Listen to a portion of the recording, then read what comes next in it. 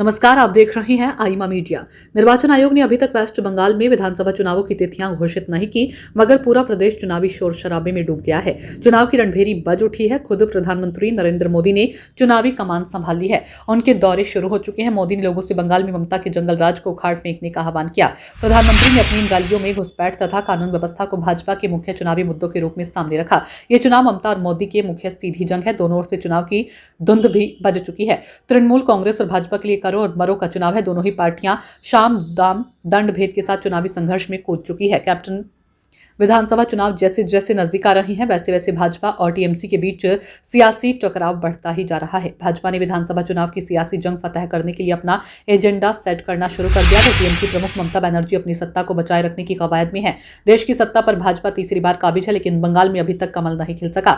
नरेंद्र मोदी की अगुवाई में भाजपा को बंगाल में उम्मीद की किरण दिखाई दी है, जिसके चलते 2026 के विधानसभा चुनाव से पहले ममता बनर्जी के सियासी दुर्ग में भाजपा अपनी सियासी बेस को बनाने की एक्सरसाइज शुरू कर दी है। बंगाल में एनडीए का मतलब भाजपा और इंडिया गठबंधन का अर्थ टीएमसी है। लोकसभा और विधानसभा में कांग्रेस के और कम्युनिस्टों का सूपड़ा साफ हो चुका है। बंगाल में एनडीए का मतलब भाजपा और इंडिया गठबंधन का अर्थ टीएमसी है। लोकसभा और विधानसभा में कांग्रेस और कम्युनिस्टों का सूपड़ा साफ हो चुका है। ममता इंडिया में जरूर है, मगर बंगाल के चुनाव में किसी भी सहयोगी पार्टी को पास फटकने नहीं दे रही है।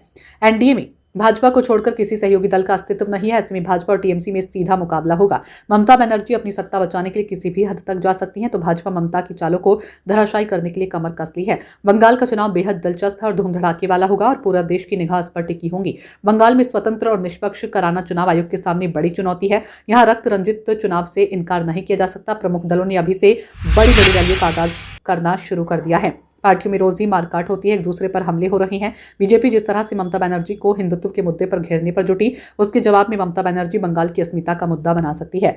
आईमा मीडिया को यदि आप यूट्यूब पर देख रहे हैं तो सब्सक्राइब करें, सोशल मीडिया या फेसबुक पर देख रहे हैं तो फॉलो करें और हाँ, कमेंट बॉक्स में हमें अपनी राय अवश्य दें।